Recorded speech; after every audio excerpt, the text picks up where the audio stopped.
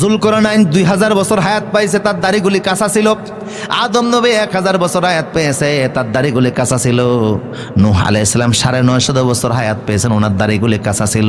কিন্তু ইব্রাহিম আলাইহিস সালাম 200 বছর হায়াত পেয়েছেন, ওনার দাড়িগুলি আল্লাহ ফাঁকাই দিয়েছেন। আল্লাহ বললেন দাড়ি পাকা মানে হচ্ছে এটা মৃত্যুর প্রস্তুতি। কিসের প্রস্তুতি? রাসূল বললেন দাড়ি যদি সাদা হয়ে যায় এটা মৃত্যুর প্রস্তুতি হবে।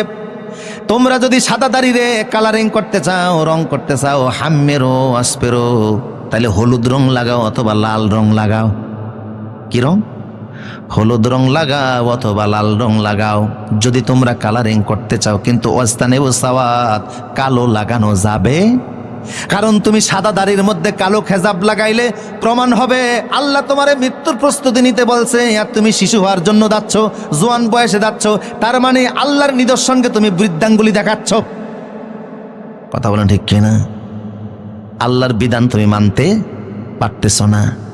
এখন সেলুনের দোকানের ভিতরে বৈশা কিছু লোকেরা ব্রাশ দিয়া গৈসা গৈসা সাদা দাড়িরে কালো বানায়, এরকম আছে না নাই? এদের মধ্যে হয়তোবা নামাজিও আছে, রোজাদারও আছে, এদের ভিতরে হয়তোবা নেতাও আছে, মসজিদের সভাপতি আছে, সেক্রেটারি আছে, ক্যাশিয়ার আছে।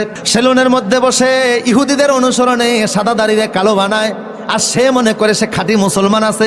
আল্লাহ ধমক দিচ্ছে, কে বলছে তোমারে মুসলমান?